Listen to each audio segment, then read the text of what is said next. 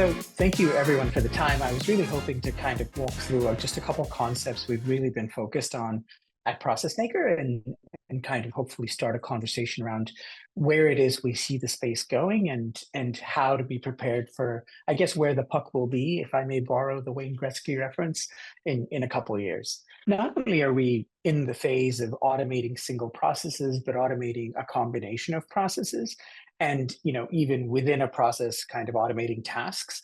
But as all of these come together, there's really the idea that a whole set of I guess workflows that make up a job could potentially be automated. And the US Government Accountability Office has this view that it could be anywhere between 9 and 47%. What's interesting though is that we're kind of in this funny place where post-COVID, and as our previous engines for accelerated automation or accelerated productivity have kind of slowed down, we're in this place where we haven't seen the kind of productivity gains that we had previously seen over the last 30 or 40 or 50 years, right? And you can kind of see on the right the difference between significant improvements in productivity at the 2.2% range versus at the 1.4% range, the kind of expectations or impact that would have on the overall economy. Since 2015, and definitely because of COVID, we've seen a huge decrease in the level of productivity within organizations. And in the last 5 or 6 quarters, that's really kind of stabilized.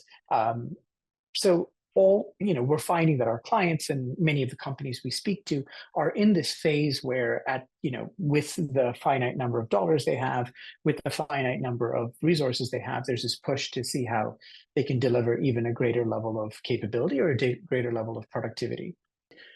What's interesting, though, is that the number of tools continues to scale in a pretty significant way. We have an incredibly educated workforce, and the ability to learn more is always available. And they're definitely more enabled. So the average company has 200 plus SaaS applications. I think in the enterprise, it's closer to 364 SaaS applications. And this SaaS sprawl has, 2 impacts. One, it's definitely created a whole series of productivity improvements or automations, but it's also become a challenge because now integrating a whole 364 apps to make sure that they're telling the same story is become its own challenge, right? And many of these function, at the task level. Some of them function at the process level. Some of them theoretically function at the workflow level. So how do you kind of knit all of this together?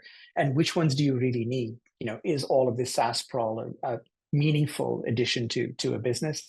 And some of this, has obviously overlapping features with the product next to it. So really kind of sorting through what's valuable within the enterprise has been a huge, huge challenge.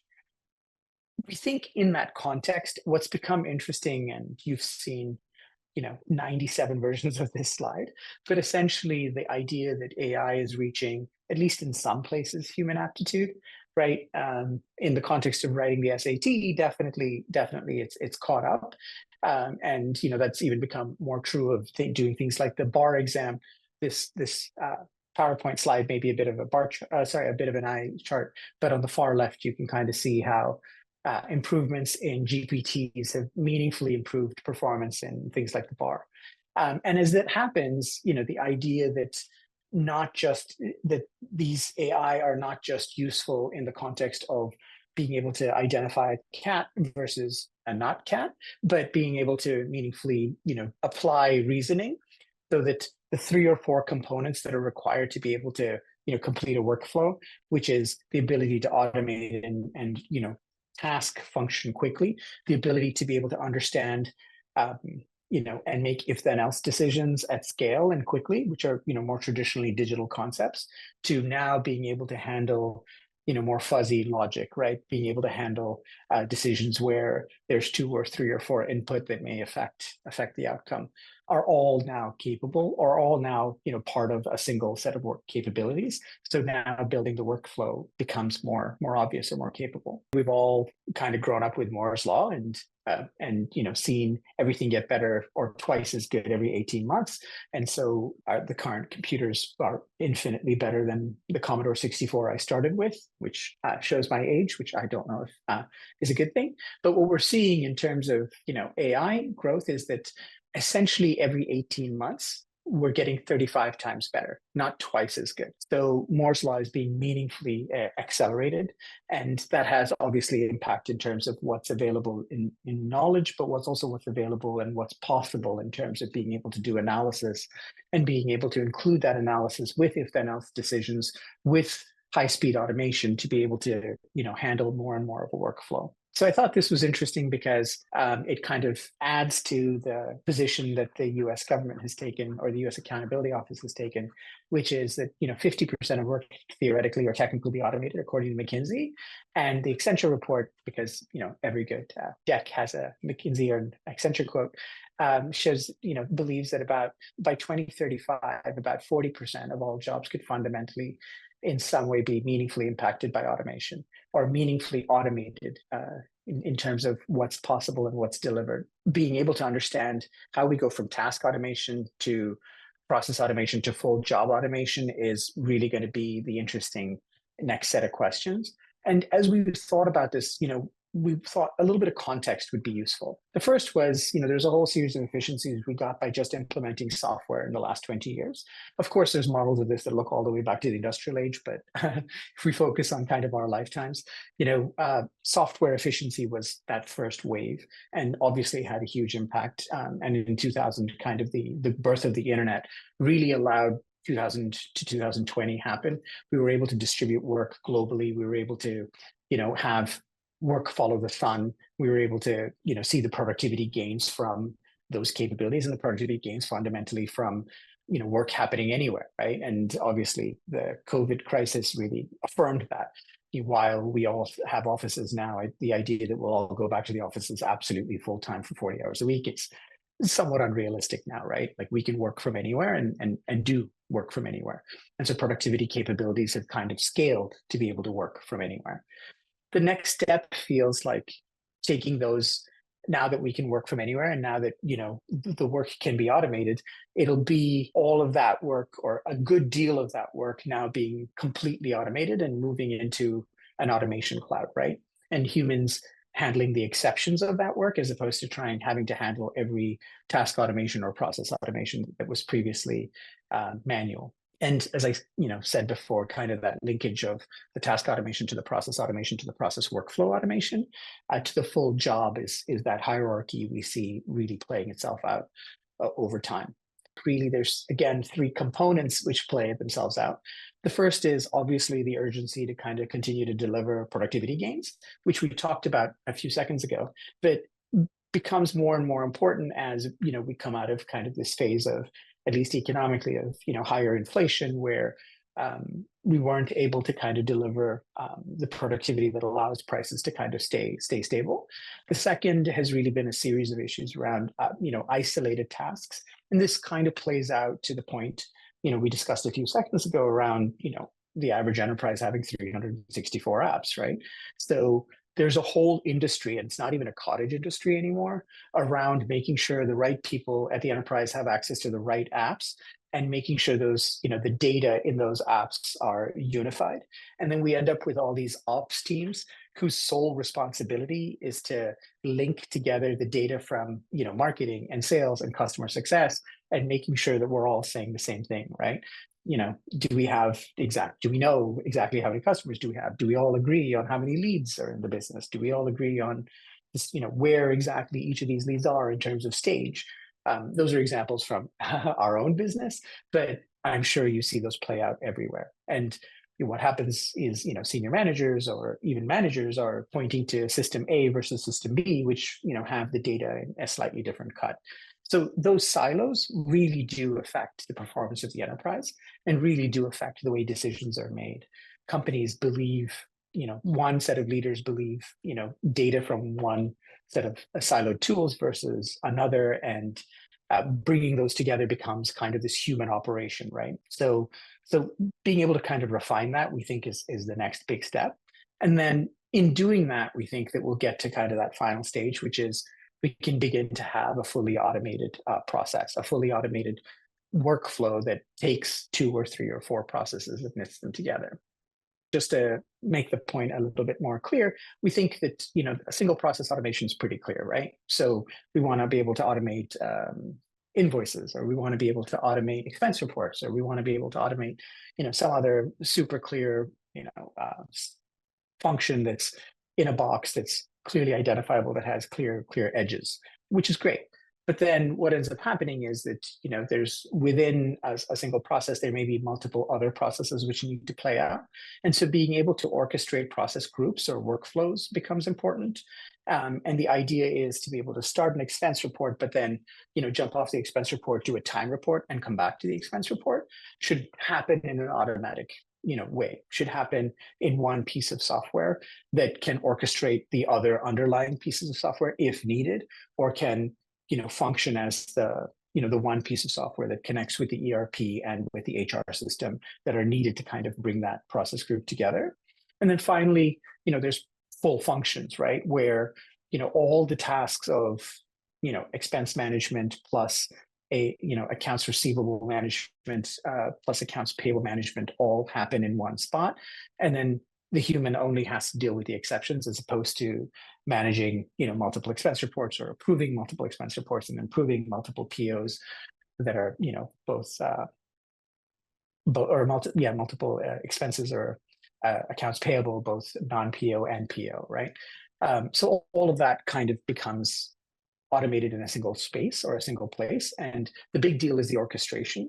And to us, what we mean by the orchestration is that we know when one process should be put on pause, another process should be run, and then we come back to that first process. We know that all the variables in one process can be shared with the second, so we're not restarting. We know which process should potentially interrupt that first process that we started with.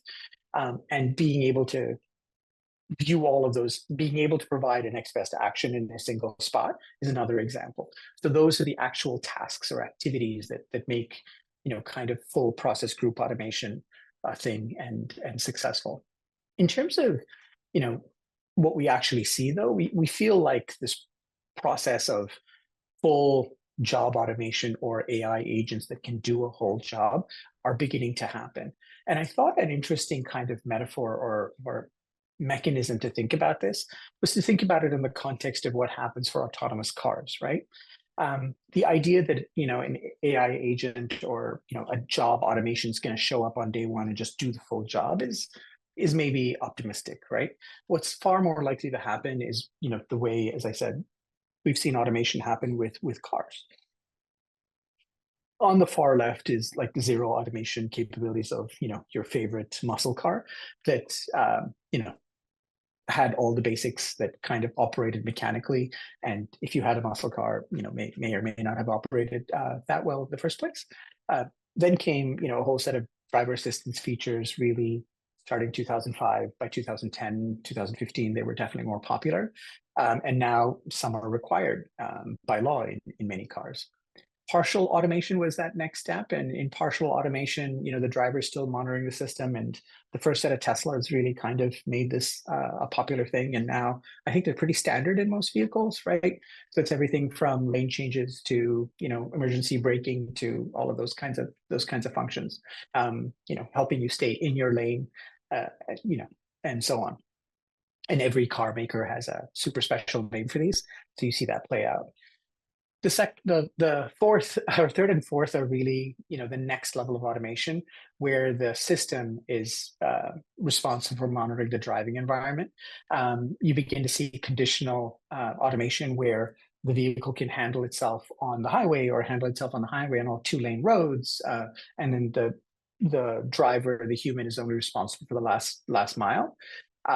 Level 4 is where within a geofence, the car can do everything. So it can get you from point A to point B, in an area that it understands without any human intervention, right? And then finally, full automation, which we're still working on, but you see in Waymo and a couple other capabilities, is the idea to be able to go without human intervention at all.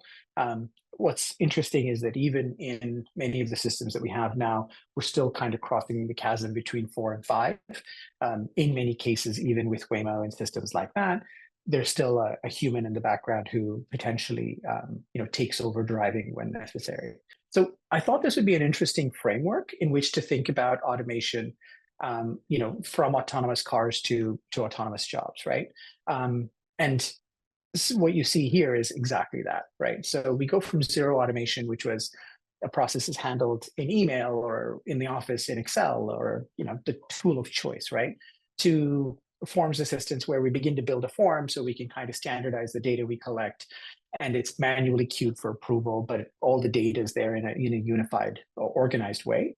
Then we move to partial automation where complex decisions can be made using decision tables, and the workflow is organized and can even be prioritized so that it's not just a first in, first out, but it's the work can be skewed for the decision maker based on priority or a whole series of other factors, right? We kind of then make the leap into level 3 to 5, where tasks or that can be auto-approved are auto-approved. And I know I've been beating the expense report example to death, but it's a great one, right? And really simple and easy to understand. Some expense reports should just be automatically approved. They have the receipts match, the receipt is from a real business, and it fits within the travel policy or the expense policy. So those can be automatically approved. And then the ones that don't get queued for the human. So that's really, really straightforward. The next step up is where that workflow can be automated and it can work with 2 or 3 other workflows. So expense with time is a really simple and straightforward example. And then finally, you can scale it all the way up to being able to handle not just expenses, but expenses and purchase orders and a whole series of other tools in the finance example. And there's a whole series of other examples, but that kind of gives us scale. And then the idea is that those humans who otherwise would have to approve 20 or 30 or 50 or 100 expense reports, or look at that many, can only have to look at the exceptions and not have to deal with a high volume of hyper repetitive work. And that's true of obviously expense reports also. So I thought I'd use a couple examples to kind of just, further this point. One we thought of really clearly, and from the work we've done, has been around airlines. And in airlines, if you think of the contact center agent in an airline, they really function along 3 areas. The first is obviously reservations, and the reservations agent really doesn't make a reservation anymore. Like none of us call Delta Airlines and say, hey, I would like to fly to Nebraska. Says no one anymore. Most of us make that booking online. And we're calling the contact center really for upgrades, for cancellations, for changes to flights. So it's the moves, adds, changes that drive the volume in the reservations contact center. In loyalty, it's really around point accrual, missed points, redemptions, those kinds of activities. And then in consumer affairs, it's really around disruptions like lost luggage, personal injury handling. So, a person slips and falls or gets sick on a plane, all of those kinds of things. And then compliance is the other big one, right? And for compliance, really what we see here is being able to meet the EU rules around flight delays and compensation for those flight delays and so on. So those are kind of examples of just specific workflows that add up to make a capability.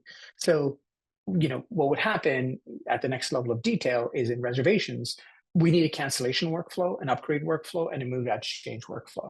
They all need to function together because rarely does somebody call just for a change to their flight. When they change their flight, likely they would have lost their upgrade from the previous flight and need to be put on the upgrade for the next flight. So that change, that call, that chat really requires 2 workflows, 2 processes, and those 2 processes need to be integrated into a cumulative orchestrated workflow. Being able to do the same in loyalty is obviously kind of the same thing, right? Like people check their redemption status or in the context of, or their point accrual in the context of their redemption. So they want to make sure they'll come call and say, hey, look, I didn't get points from my credit card and points from that last flight I took. And those are important because I'm hoping to, execute a redemption, or it's important because I'm hoping to be then that next level of Delta Sky Miles, whatever that may be. So that's where those begin to tie together. And it begins to tie together even more so when there's a disruption, right? A flight gets delayed, then there's a move out change to the reservation, there's an upgrade, the accrual that happens for that traveler. So then the workflow has to be able to tie together each of these to be able to deliver and solve that customer request without interrupting a human. And the point at which we have all of these workflows built and then automated and then orchestrated is the point at which a contact center agent can just deal with the exceptions. So that becomes the point at which you have a full job automated. And that's really kind of what we believe is happening and will continue to happen in the business. The same is true of accounts payable. Here's just a quick example of kind of what the supporting roles are. You kind of see that play out in two levels of detail, right? There's the invoice processing and the vendor management and the disbursement and payments. And then what you saw on the previous screen around kind of being able to handle invoice processing and supplier management. But all of these together make up that one function of accounts payable. Accounts receivable, functions in almost exactly the same way, right? It starts with, a customer bill, and then, payment receipt, management of credit, applications of payments, and then collections when when payment doesn't happen. So all of those function together, and dispute resolution is a great example of one where the dispute resolution requires understanding the payment receipt workflow and understanding the customer billing workflow and confirming that the cash actually showed up or didn't. So tying the real kind of message is that it's the orchestration of multiple processes that create the workflow automation that creates the ability to have job automation. And we think there's some really huge benefits in being able to do this. One is talent can really focus on bigger, more important activities. Just processing will become faster, right? Processing tens of thousands of accounts payable purchase orders or accounts payable invoices becomes infinitely faster. The opportunity to have the resources work on more interesting things, and then being able to handle customizations without spinning up a massive engineering team to be able to make optimizations that are specific to the organization happen. And then what ends up happening is that the job itself, like the workflows themselves, can learn, and as they learn, they'll become more efficient, right? We think that happens in A/B testing, and I'll explain that in much more detail at a later session. But we really think that the way to be able to make this happen, so if we agree on the vision, the execution of this vision is going to happen in terms of being able to discover the process, design the workflows, begin the automation, and then monitor that capability. So we think it really begins with being able to discover, like, what are the workflows? An interesting kind of tangent here that we've seen with some of our customers is that many of our clients don't know who and where in the organization they're already using AI. Like, who has access to OpenAI, ChatGPT, or to Claude or some other tool in your organization? And what data are they giving Claude or ChatGPT? For all we know, somebody in, I don't know, customer service is, uploaded an Excel spreadsheet with all your customers and asked, ChatGPT to do an analysis of which customers are cost the most in customer service, right? Just beginning to have visibility into those workflows is to us really that first step. Then the second is, the tools to be able to understand where that optimization should start and where those optimization opportunities are, and which of those processes can be automated first to begin to build towards that workflow. The third, obviously, is the ability to begin to automate those without having to, point and click and draw forever, but being able to define the workflow and have the engine build those workflows for us, and then not only build the A, but build the B, so that we can continually optimize our processes. And then, of course, we believe that once the process and the orchestration have been built, constantly monitoring performance so we can see where the opportunities are for even greater performance and greater productivity play out is hugely, hugely important. So to be able to do this, we think, in terms of unique capabilities, there's a couple here. The first is the idea of functions, or PM blocks, we call them, but a whole set of processes that can be shared across workflows, across processes. So in my previous example around expense reports, or in the airline, in the expense report system, the ability to be able to understand what's on a receipt and be able to quickly confirm that receipt's real is important for invoices. It's important for expenses. It's important for receipts. It's important kind of in 5 or 6 places, but should only be built once. And there's lots of examples of that.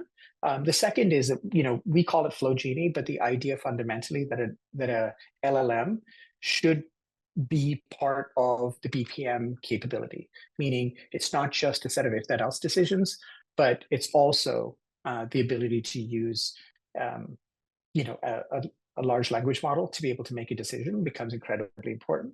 And then, of course, the integration of process and task mining gives us that visibility to constantly see where improvements can be made. So we think there's some real benefits in knitting these together, and we think as organizations begin to embrace this next step in process automation to full job automation or AI agents, or pick your synonym of choice, they'll really see some acceleration both within the business as well as greater capabilities in terms of helping the organization scale and helping the process optimize itself, as opposed to always having to have a human go in and modify and change and affect that process.